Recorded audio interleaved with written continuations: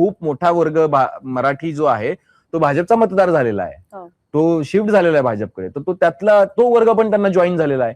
Plus Shinde त्यांना join झालेले आहेत, प्लस मराठी काय जे ठाकरेंकडून तुटलेले. आता आपण बघितलं की इथं शेवटच्या क्षणाला म्हणजे निष्ठा इतकी ठिसूळ झालेली आहे की काय दगडू सकपाळ काल म्हणत होते आणि संतोष धुरी, दगडू सकपाळ वगैरे ही सगळी मंडळी निघून गेली.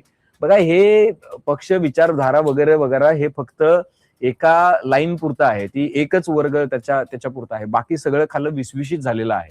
बाकी मला संधी मिळणार का, मला तिथं जागा मिळणार का, मला पद मिळणार का, मला पैसा मिळणार का, याच्यापर्यंत ते येऊन ठेपलेलं आहे. आता मग तसं नसतं तर भाजपनं पुण्यामध्ये आणि पिंपरीमध्ये एवढी भरती केलीच नसती. म्हणजे मुद्दा असा आहे की तुम्हाला निवडून येण्याची क्षमता म्हणजे काय. मग भाजपच्या त्या कार्यकर्त्यांकडे क्षमता नव्हती आणि यांच्याकडे राष्ट्रवादीतून गेल्यानंतर त्यांच्याकडे क्षमता आली असं आहे का? असं नाही.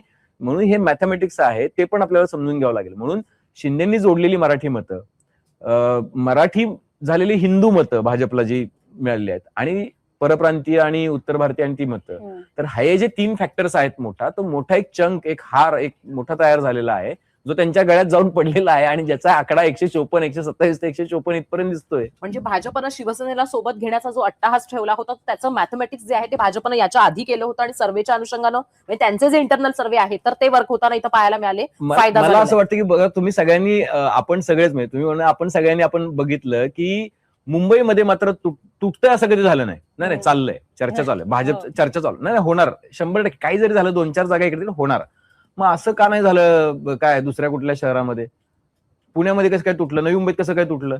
तिकडे भाषिक पोलरायझेशन नाही. माझं म्हणणं असं आहे की भाजपची गरज इथं जास्त, इथं गरजेचा प्रश्न आहे. भाजपची मुंबई शहरामध्ये गरज आहे. शिवसेना तुम्हाला कोणतरी एक पार्टनर, मराठी पार्टनर असल्याशिवाय भाजप पूर्ण सत्ता मिळवू शकत नाही. जर शिंदे नाहीये त्याच्यातून वजा करा शिंदेना, आणि शिंदेची मतं वजा केली तुम्ही तर भाजप स्वतःच्या बळावर मुंबईची सत्ता आणू शकते का? नाही. मराठी माणसाशिवाय इथं सत्ता होऊच शकत नाही.